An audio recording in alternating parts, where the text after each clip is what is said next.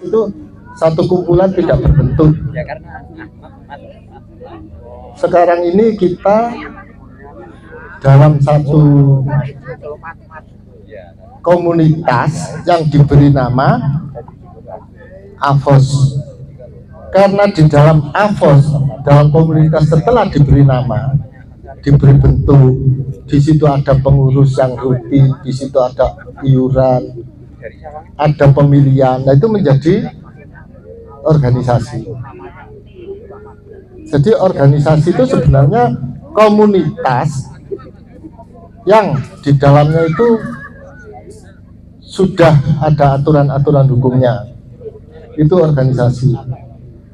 Kalau komunitas itu tidak berbentuk. Awalnya AVOS itu mungkin masih bentuk komunitas. Lalu dari komunitas ini, dari orang-orang yang kumpul ini, komunitas itu kumpulan, mengadakan pertemuan-pertemuan, mengadakan aturan-aturan, supaya komunitas itu terikat erat. Maka di dalam aturan-aturan itu mengikat satu sama lain, supaya terus menerus. Nah, di situ ada kaitannya dengan keuangan.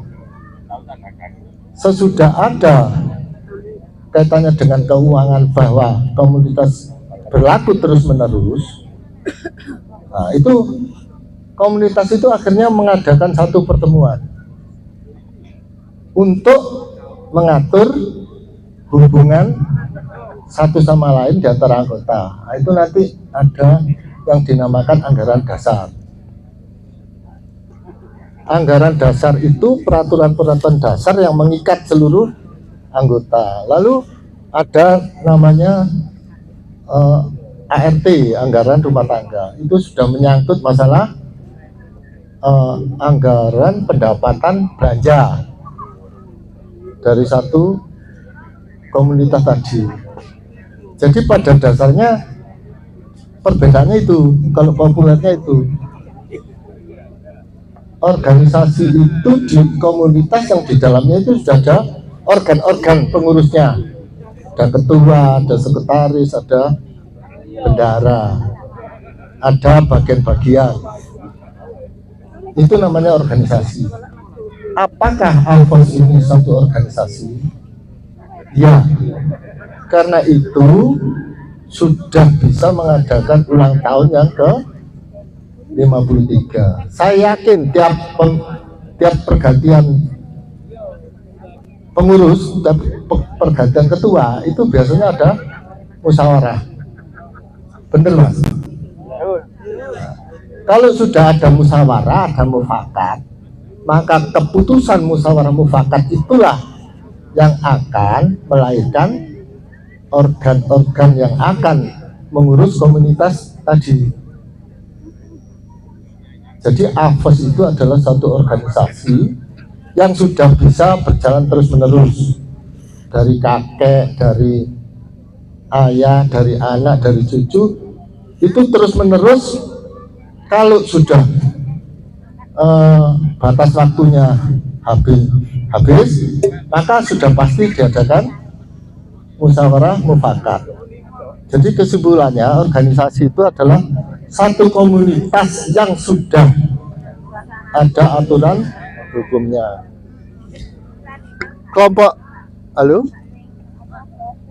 Kelompok tahlil apakah satu organisasi? Halo? Iya terus. Halo? Contohnya gini, dengar ya? Enggak ya? Halo?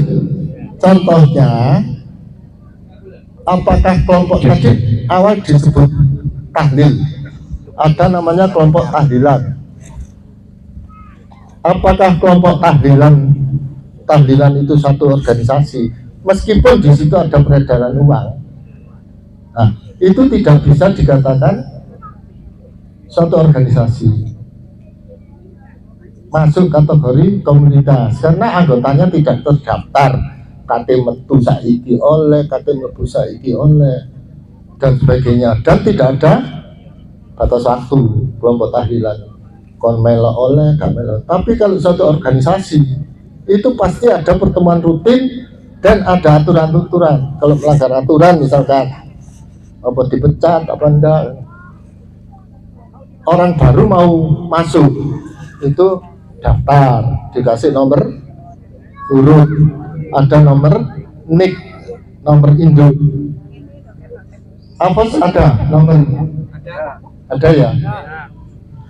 Jadi seperti yang dilakukan saudara-saudara kita ini yang sudah 53 tahun itu sudah bisa dikatakan satu organisasi, dan saya yakin sudah ada anggaran dasar, anggaran rumah tangga. Anggaran dasar, anggaran rumah tangga itu satu aturan dasar yang disepakati bersama untuk dilaksanakan bersama, ditaati bersama. Dan itu biasanya tiap ada musyawarah nasional atau musyawarah daerah ada perubahan. Apa pedomannya satu organisasi ini bisa jalan? Ya ADART itu. ADART dibuat oleh rapat pengurus itu tiap, nggak tahu apa berapa, 4 tahun mas? 5 tahun. Selalu ada musyawarah ya, pemilihan ada ya,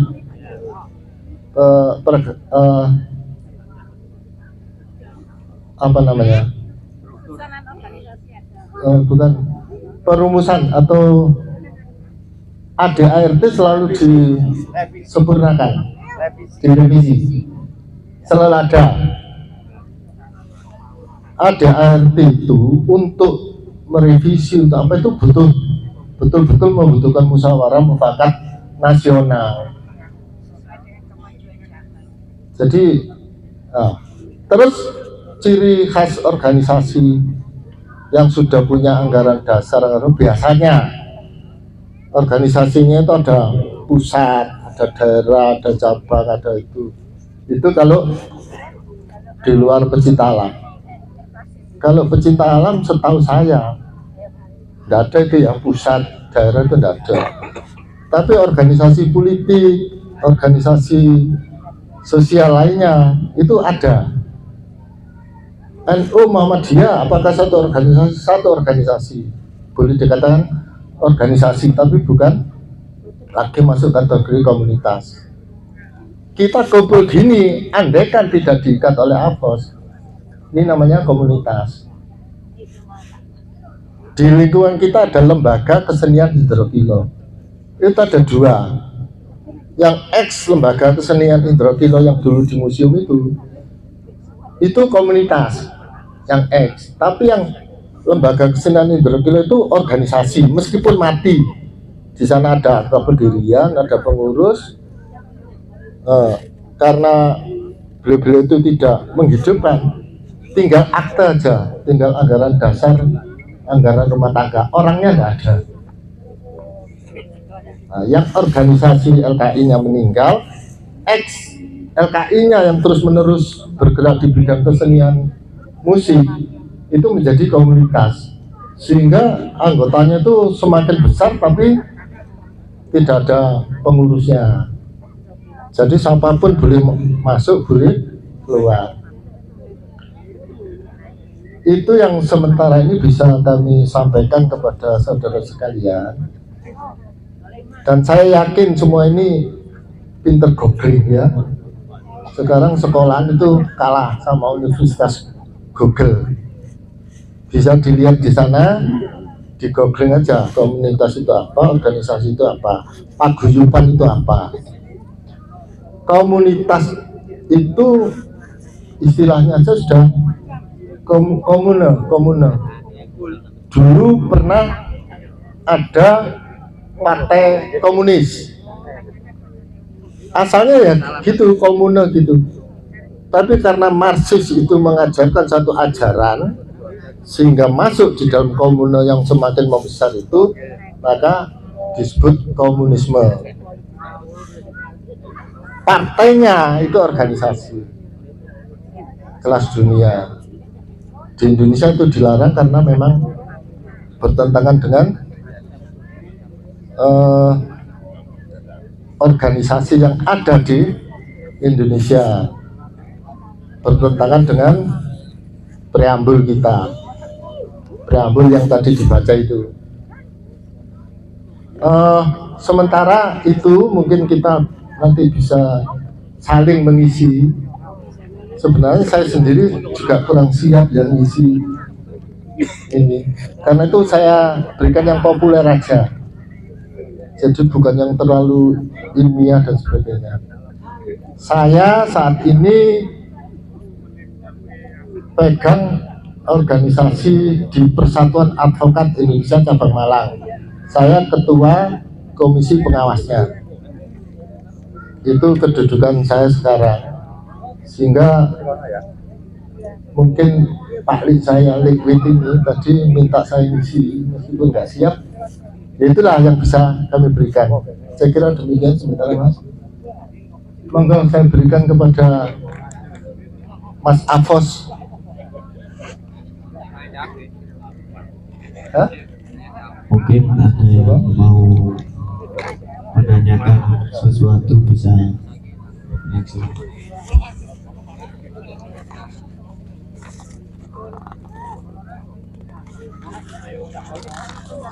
Kano Leo, kalau tako malin.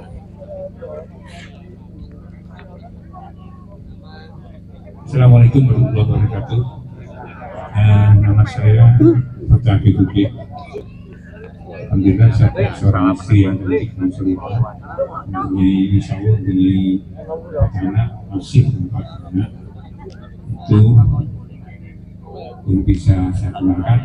Saya sebelum bertanya, tentunya dalam organisasi atau komunitas itu setiap orang mempunyai cara pandang masing-masing berdasarkan pengalaman dan keilmuan setiap personal.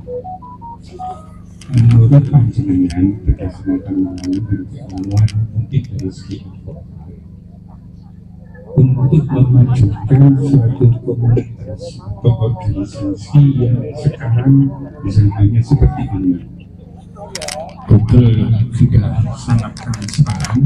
Menurut panjenengan atau sebagai saya yang berkeluarga itu leadernya keluarga itu aja.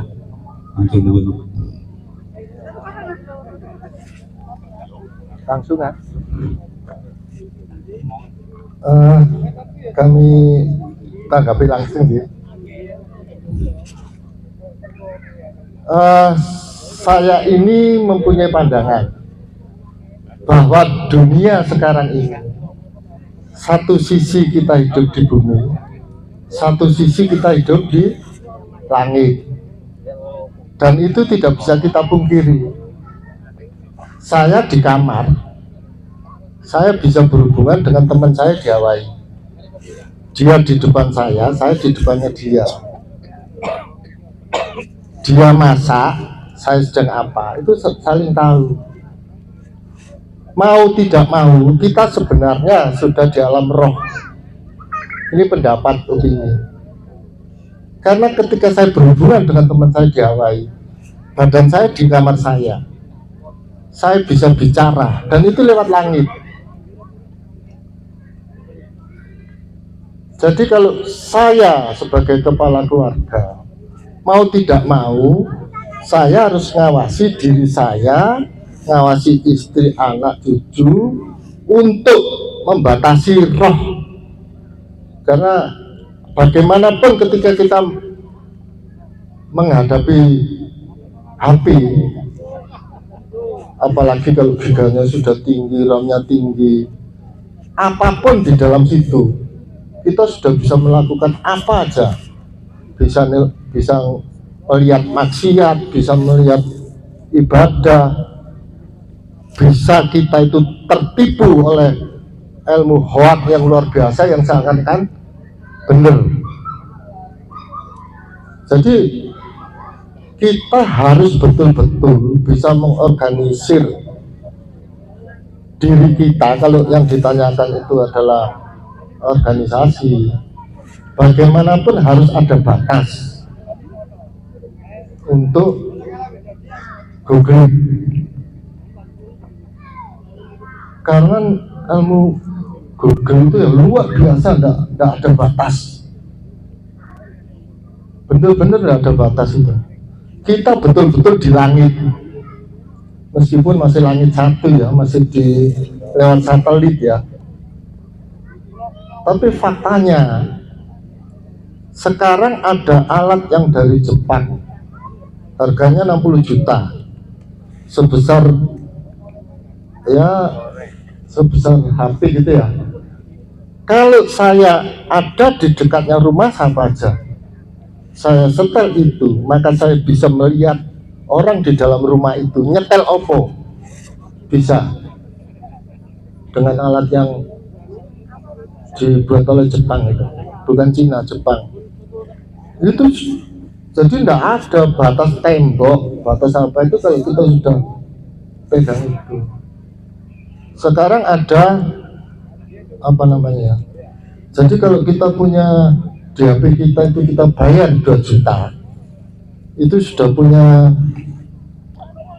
apa istilahnya, bukan konten apa, dengan alat itu saya bisa ngawasi semua nomor HP yang saya punya, dan bisa keluar video si X itu sedang apa, di mana. Jadi kalau pertanyaan tadi, saya sebagai keluarga harus bagaimana? Ya memang harus hati-hati. Saya sebagai advokat pernah punya klien dalam proses perceraian. Itu hanya karena istri dan suami saling ngawasi. Istrinya di video ke hotel, istrinya sama nangkep suaminya ke hotel. Dan di video itu ada mobilnya, ada, luar biasa. Kalau sudah demikian, kalau kita tidak hati-hati, ya hancur, keluarga hancur, organisasi hancur, sehingga sekarang ini juga banyak pencuri data apa itu. Nah, kita harus betul-betul belajar tentang masalah Google, tentang masalah konten, itu ilmunya tersendiri. Kembali ke organisasi, ya memang luar biasa organisasinya Google. Itu sudah alamnya bukan alam kita lagi. Apalagi kalau kita bukan orang teknik, susah. Saya seorang lawyer, seorang advokat yang 45 tahun, saya tidak akan pernah bisa membela seorang koruptor yang tertangkap tangan oleh KPK. Tidak ada seorang pun ahli hukum yang bisa membela koruptor yang tertangkap tangan, karena musuhnya bukan orang, musuhnya itu teknologi. Salah satu contoh gini, ada seorang saksi yang sudah setahun itu disadap, direkam, semua ada. Lalu di pengadilan, ketika saksi itu ditanya, yang ditanya itu bukan apakah kamu ini enggak, itu rekamannya disetel, apakah ini suaramu? Kalau jauh bukan, ahlinya datang. Lalu ada mesin lain yang menyaksikan bahwa itu adalah suaranya dia. Jadi sudah tidak bisa, orang ini tidak akan pernah bisa bohong, karena mesin ini ada satu getaran yang di HP-nya dia, kalau disetel dengan di alat yang direkam itu getarannya sama. Dan kalau sudah demikian, bahasanya sama dengan sidik jari. Sidik jari itu tidak akan pernah ada yang sama, yaitu kuasa Allah ya. Tidak ada satupun sidik jari yang sama, meskipun itu anak kembar. Demikian juga suara. Misalkan suara saya ini direkam itu, di alat sama di itu kalau di setir sama. Sekarang itu sudah seperti itu. Itu ada organisasinya sendiri, ada pengurusnya sendiri, ada pengebom teroris. Kenapa bisa ketemu? Ya karena ada alat yang saya katakan tadi. Penggunanya ini harus ahli. Supaya bisa pas, maka diorganisir. Ada ketua, ada apa, nah itu kembali ke organisasi semacam itu. Demikian, Mas, apa tadi, Pak? Ya, sementara itu yang bisa kami gambarkan bahwa mau nggak mau sebagai kepala keluarga itu memang harus hati-hati kalau di bidang HP, teknologi HP, karena faktanya memang anak cucu kita sudah kecanduan dan sebagainya. Demikian, monggo pengapunten.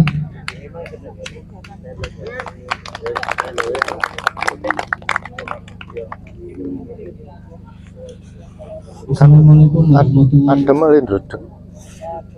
Waalaikumsalam warahmatullahi wabarakatuh. Nama saya Mula, saya ingin bertanya, apakah sebuah organisasi bisa berjalan tanpa adanya pengurus dan seberapa pentingkah posisi pengurus dalam sebuah organisasi? Terima kasih. Langsung Mas ya. Seperti tadi saya katakan, kalau organisasi tidak ada pengurus itu namanya komunitas. Komunitas yang gerombol, ngomong-ngomong, tidak berbentuk, tapi orangnya banyak. Komune tadi, komunitas, sosialitas. Organisasi itu harus ada pengurus, harus berlanjut terus menerus. Jadi organisasi tanpa pengurus bukan organisasi, karena tidak diurusi. Sengurusi sopo kan gitu, harus ada pengurus. Demikian. Ada lagi yang ditanyakan itu maksudnya harus ada pengurus Mas, karena harus ada AD ART, itu organisasi, harus ada iuran. Ono iuran kalau ngurusi. Gimana pengawasannya keuangan itu? Tidak ada. Harus ada pengurus. Demikian. Ya.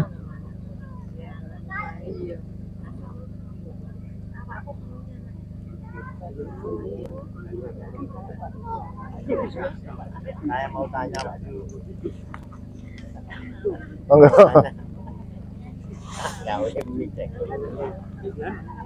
Takok aja dikit nih. Makasih. Iki takok nih. Oke. Jadi ini juga organisasi kami ini juga umurnya hampir 50 tahun. Jadi kalau dilihat dari era pendirian sampai sekarang itu beda masa ya.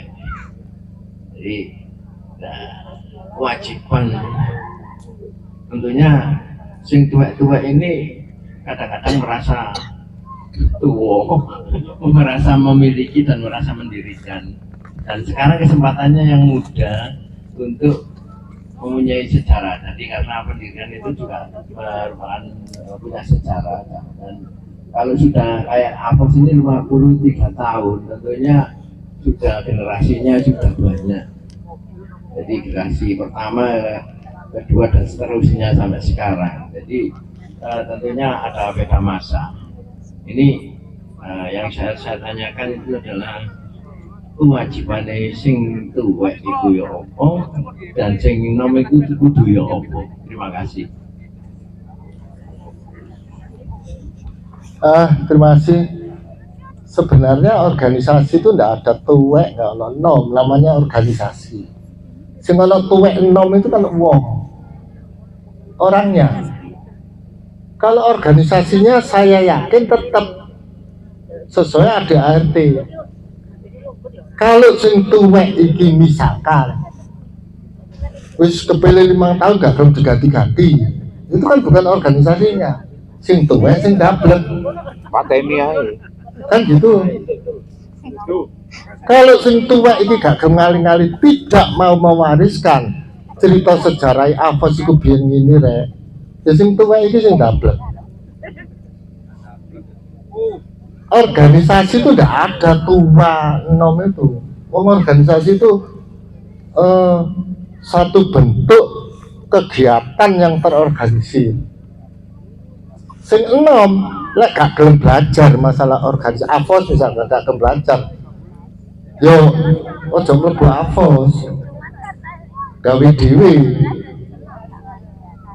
Saya mau masuk Avos karena saya seneng ADART-nya, saya seneng senior saya itu gini, mlebu, dilanjutkanlah cita-citanya Avos. Karena itu ada musyawarah mufakat. Avos 53 tahun berarti ada 10 kali musyawarah. Maaf kalau saya salah. Berarti kan 5 tahun. 5 tahun kan berarti 10 kali kan? Bener ya? Berarti ada 10 generasi. 10 perputaran. Yang pertama umur 5 tahun, yang kedua umur 10 tahun, seterusnya. Nah kalau misalkan waktu pertama kali pendirinya itu umur 20 tahun, 15 tahun, ketika 53 tahun kan harus 70. Ya masa 70 kata ngurusi caranya sikil gak linu ya apa, caranya kan tinggal teori kan. Nah yang tua ini orang, yang nom-nom ini yo harus belajar. Ya boleh lah aku manjat tebing supaya tiba gak loro-loro, gak manjat tebing tiba ya cukup wis tuwek. Dulu manjat tebing belum, tapi begitu tuwek keceklek. Jadi itu jawaban saya. Jadi organisasi itu tidak pernah tua, tidak pernah muda. Tapi wonge ku enom tuwek. Kalau pertanyaannya terus ya apa? Iki sing tuwek ya apa? Sing enom ya apa? Nah, pertanyaan ini kan yo. Ini masalah antara orang tua dan anak kan. Kalau regenerasi ya ngumpul ini cara saya. Aku biar melorot tiba pekoro tali ini ratas misalkan gitu, dibicarakan gitu. Cerita supaya organisasi ini berjalan. Avos bergerak di bidang pecinta alam. Nah di dalam ADART apa? Misi visi Avos itu apa? Ini hanya sekedar contoh ya mas ya. Misi visinya Avos itu apa? Misinya apa, visinya apa, ya itu yang dipelajari, itu yang akan direalitakan. Tulisan ini akan direalitakan. Kembali seperti dunia hukum, maling, barang siapa mengambil barang milik, ini kan tulisan, mati undang-undang. Itu menjadi hidup apabila ada satu organisasi yang menjalankan peraturan itu tadi. Satu pasal, ono polisi, ono jaksa, ono hakim, ono pengacara, itu baru jalan. Ono sing, materi ini ono wong jogo, izin enggak izin, dimiliki, maling, cekel mbek polisi. Pengacara ini maju, gak maling, barangnya dewe diculuk, dijubuk, polisi ini kecelek kan itu. Ya bener barang iki dijupuk di omai konconi, tapi barangnya dewi. Nah, kira-kira anekdotnya hukum ini ruwet kayak gitu. Saya kira demikian. Pertanyaan tadi saya jawab itu, monggo. Yang mau jawab yang lain monggo. Demikian, Mas.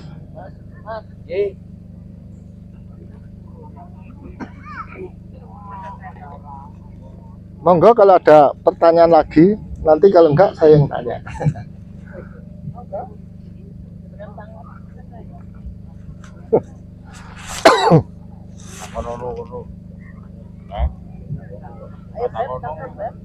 Kalau tidak ada, saya serahkan kembali ke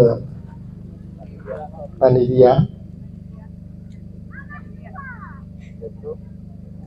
Jadi intinya, kesimpulannya, kalau komunitas itu kumpulan orang-orang gini. Sekarang ini kita sedang sebagai komunitas.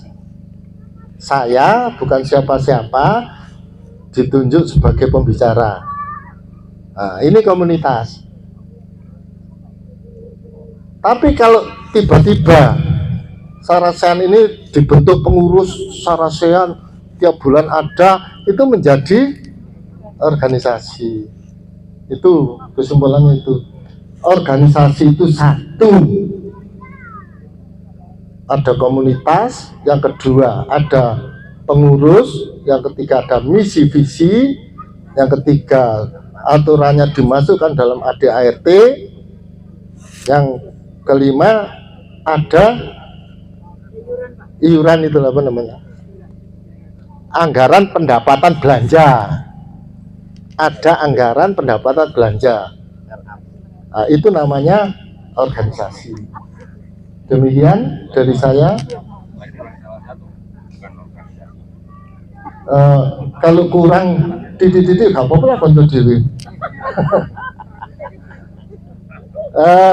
Saya kira demikian. Kalau tidak ada, kami akhiri. Mohon maaf kurang lebihnya. Ini tadi uraian bedanya organisasi dan komunitas secara populer. Tapi kalau secara ilmunya ya topabel gitu ya gak mari sedina sewengi. Mohon maaf, saya akhiri. Wassalamualaikum warahmatullahi wabarakatuh. Satu, kendalikan teknologi misal HP di setiap diri dan keluarga serta organisasi. Dan yang kedua, organisasi harus ada pengurus untuk bisa berjalan, karena bila tidak ada maka bukan organisasi. Tiga, organisasi itu tidak ada tua atau muda, yang ada adalah personalnya, yang tua ataupun personalnya muda.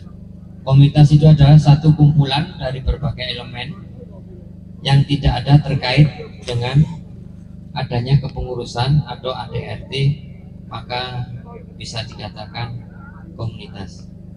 Begitu ya? Itu terima kasih saya sampaikan kepada rekan-rekan semua yang telah mengikuti Sarasehan ini, dan sekali lagi saya ucapkan Assalamualaikum warahmatullahi wabarakatuh. Waalaikumsalam warahmatullahi wabarakatuh. Dijendang Desemberku datang padamu, ku bimbing kau ke lereng Semeru, ku belai rambut yang indah, kau tersenyum malu, kan ku gapai Mahameru. Di ujung bibirmu ku lagu cinta, sebanyak menghangatkan tubuhku, ku berlambut langit kala pun bersedih, oh indahnya Mahameru. Di ujung bibirmu ku lagu cinta, sebagai menghangatkan tubuhku, burung-burung tak bernyanyi, alam pun berseri, oh indahnya Mahameru. Terima kasih. Di bulan